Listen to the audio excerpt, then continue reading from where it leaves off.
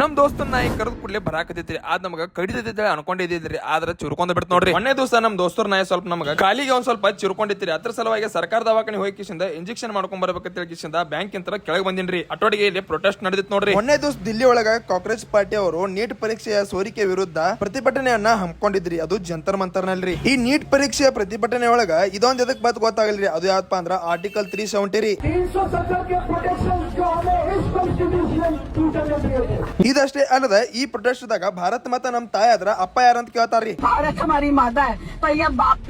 ಇದಷ್ಟೇ ಅಲ್ಲದೆ ಬ್ರಾಹ್ಮಣ ಮತ್ತು ಹಿಂದೂಗಳ ವಿರುದ್ಧವಾಗಿ ಇರುವಂತ ಪೋಸ್ಟರ್ಗಳು ಕೂಡ ಇವರ ಕಡೆ ಅದಾವ್ರಿ. ಇದಷ್ಟೇ ಅಲ್ಲದೆ ರಿಯಲ್ ಆಗಿರುವಂತ ಸ್ಟೂಡೆಂಟ್ಸ್ ಗಳನ್ನ ಹೊರಗಡೆ ಹಾಕಿ ಇವ್ರೇನ್ ನಡ್ಸಾಕತ್ತಿದ್ರ ಇನ್ನು ಗೊತ್ತಿಲ್ರಿ. नीट के छात्रों के लिए आया था, लेकिन यहाँ पे देखा आप सब उल्टा है. पूरा विपक्ष वाले खड़े हैं. हिंदू धर्म को टारगेट कर लो, बीजेपी को टारगेट कर लो, आरएसएस को टारगेट कर लो.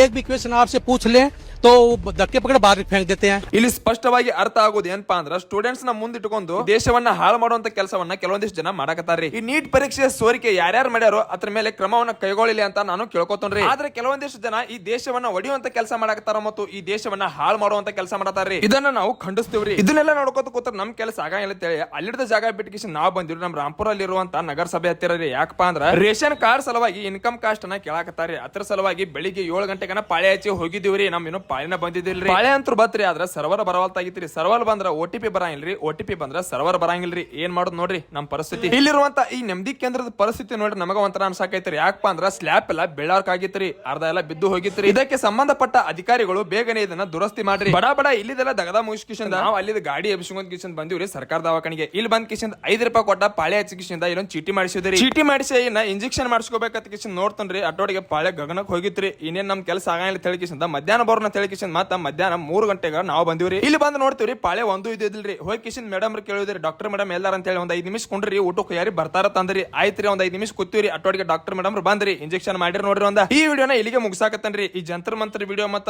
ಈ ವಿಡಿಯೋ ನಿಮ್ಗೆ ಇಷ್ಟ ಆಗಿತ್ತಂದ್ರೆ ಈ ವಿಡಿಯೋಕ್ಕೆ ಲೈಕ್ ಶೇರ್ ಕಮೆಂಟ್ ಮಾಡ್ರಿ ಅಂತ ಹೇಳ್ತಾ ಮತ್ತೆ ಮುಂದಿನ ವಿಡಿಯೋದಾಗ ಸಿಗ್ತಾನ್ರಿ. ಅಲ್ಲಿವರೆಗೂ tata bye bye, take care, ಧನ್ಯವಾದಗಳು, ಜೈ ಹಿಂದ್.